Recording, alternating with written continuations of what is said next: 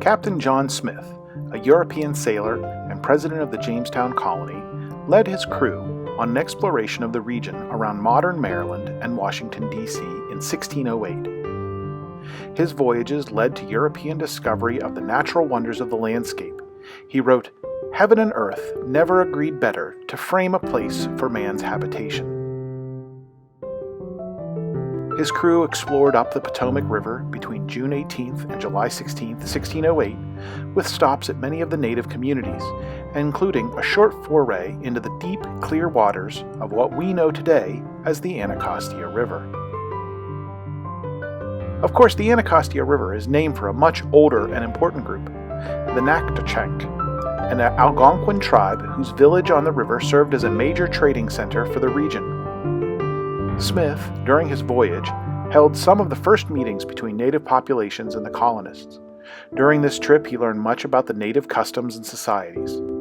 The river upon which the Anacostia had their village was described by Smith as so plentiful that his men actually tried to catch fish with frying pans. He remarked on the variety of fields and the complexity of hunting options, including mink, bear, and beaver. He also reported that the village had 80 warriors, but were friendly, who did their best to content us.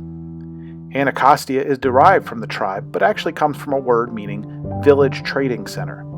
As is often the case in these situations, European settlers coveted the value of the land and forced the Anacostian tribe out through disease, violence, alcohol, and pressure. They were gone by 1680. The Anacostia River has watched much change in the years between those early native settlements and today's landscape.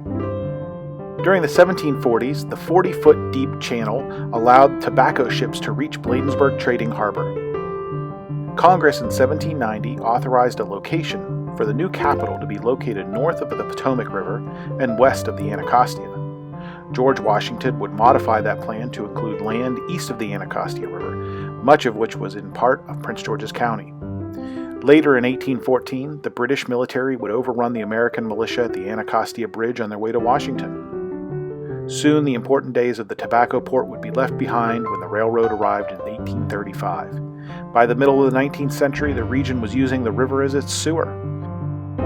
In 1900, the Washington Board of Trade wrote on the status of the river and called it an uninviting river with a miasmatic swamps whose baneful influence is so seriously felt by a large portion of the citizens of Washington. In 1608, there would have been nearly 2,500 acres of wetlands around the tidal river with miles of narrow and fast river north of Bladensburg. But the development along the river led to the destruction of forests, meadows, and wetlands that make for a healthy watershed. As runoff and sediment clogged the river and reduced its depth, and as the population living near the river increased, flooding became a serious problem.